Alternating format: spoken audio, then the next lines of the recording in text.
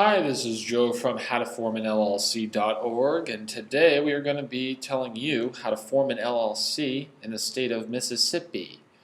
So the first step before we get too hot to trot on step one is the reason why most LLCs get rejected at the state level is because the person filing chooses a name that already exists. So we want to go to the Mississippi LLC Search. First of all, the link to this webpage is in the description, which is right below this video. If you want to follow along, click on that, and we'll click on the Mississippi LLC Search link right when you get on there. It'll bring us to a page that's still on our website, but it has the state of Mississippi's website embedded here.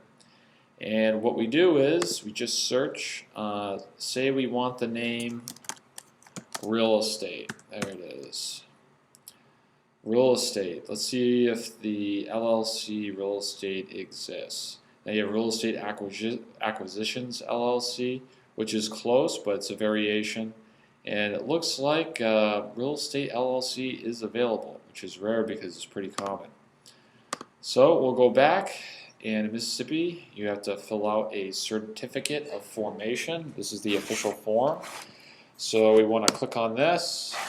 I'll open right up to this beautiful PDF that the state provides us. And you're able to fill it right in. So you just put your name in right here. So if it was Real Estate LLC, it would look just like that. The future effective date is, don't write anything in there. This is meant if you are just a temporary LLC. Like for example, if there's a construction company that's coming to Mississippi just to work on a building for say 6 months and then it's going to be taking its money and running out, then they would fill something in here. But for you, I would probably, unless you're in that kind of a predicament, I would leave this blank. Business email address, it's in red, so they probably want it. And after you write that in, if there's anything wrong with your LLC, most of the time they'll email you instead of sending it all back to you, and you're playing this game of cat and mouse with the Secretary of State, not knowing what exactly is going on. If you have a federal tax ID number, if available, we'll get to that a little later on how to apply for that, but you can apply for this after if you'd like. You can apply before, but again, we'll get to that after. Name and street address of the registered agent and registered office. This is very, very important. Almost as important as writing down who the owner is of this LLC, because a registered agent is like the representative of the LLC. Any sort of legal notifications that are sent to the LLC will be sent to this person. And now the registered agent can be the owner. And the registered office can be the same office as the principal office or your headquarters. But this gives you the option to say for legal reasons you're being contacted, or you just don't want to deal with the state's filing fees every year and you want your accountant to take over it, or your attorney. You can put their name in here. So that's what this is all about. You want to just make sure that this is always, you always have access to this mailing address if you're going to write your name in here. Or if you're going to have someone else in here, make sure that they're trusting. You probably want to skip this if it has a specific date of dissolution. Other matters the managers or members elect to include. This just has to do with if there's any special predicaments or anything that the LLC has, you put in here. The signatures, printed name of at least one member, manager, or organizer. Now there's probably these 3 words you've heard before, but in the LLC world they're a little different. Member means owner. Owner means member when it comes to LLC. So you just want to remember that. Manager is still the manager.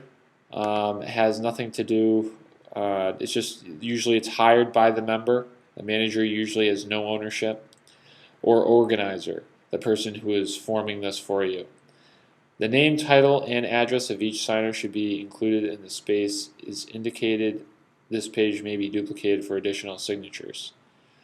So if, say, you have more members than this page allows for, you can reprint this and add all the members that you have. So you have a partnership where you're going to have 2 or 3 people. You would just reprint this single page, this 2 of 2. So you just fill it all out, sign, and that's it. You send this form, just exit out of here. Well, you want to print it out once you filled it all in. And you want to send it to this address right down here, the Mississippi Secretary of State, with $50, and which is pretty affordable considering that states like Illinois and is, I think, $600, Massachusetts is $500, so $50 is Mississippi knows how to treat their citizens.